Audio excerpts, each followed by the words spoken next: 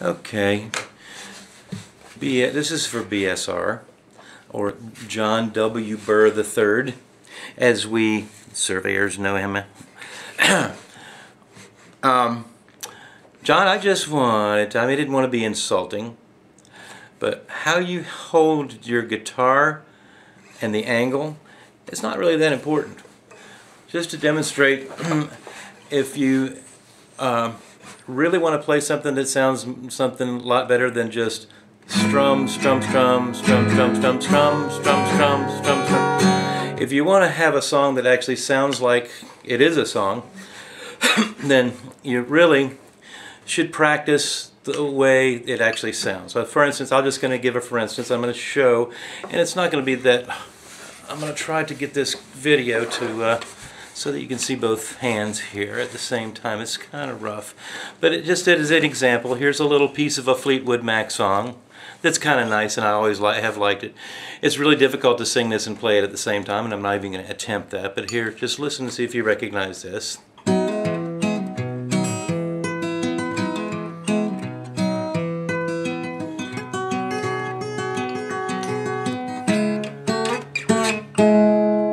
And just, if you notice, it takes a lot of practice of training your fingers to go on one on each string, and that's really not that difficult after you've assigned a string to a finger and you just do it over and over again.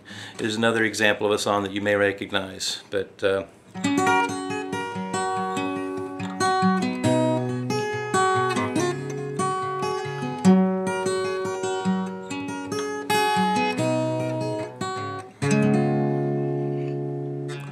here comes the sun, doo-doo-doo.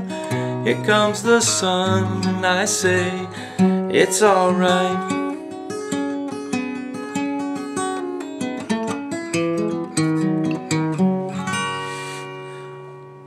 Oh, so little things like that. Finger picking is really the key to sounding good, in my opinion. There are different strumming styles as well that do sound good, and you know, most of them are the rock and roll style, you know, like the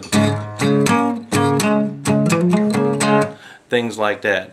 But my personal opinion, I like the finger picking, and I think it accents. I mean, you can do some finger picking behind your vocals and it sounds more like a complete song. And I usually, when I'm doing my vocals, I leave out the vibrato. I leave that to Barbara Streisand and there's a bunch of Frank Sinatras and all those. I may look old, but I'm not that old. And I believe that your tonal quality is much more important than how much you can you know, grunt when you're singing. Anyway, here's a piece of another song that I kind of like. It's a James Taylor. Anyway.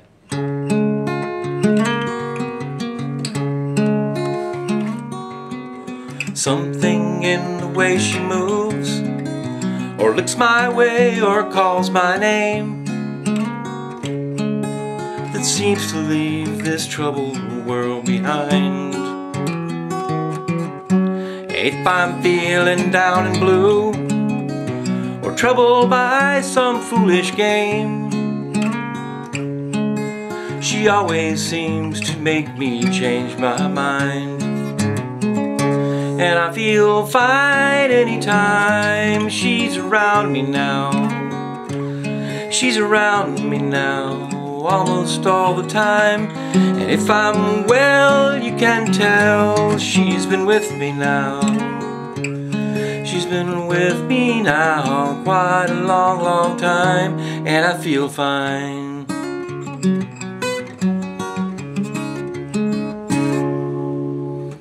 Every now and then the things I lean on lose their meaning, and I find myself careening in places where I should not let me go.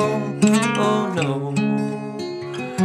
She's got the power to go where no one else can find me, and silently remind me of the happiness and the good times that I know. I just got to know them. It isn't what she's got to say, or trouble she thinks, or where she's been.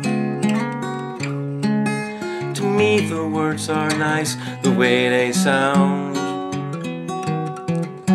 I like to hear them best that way. It doesn't much matter what they mean. She says them mostly just to calm me down, and I feel fine anytime she's around me now.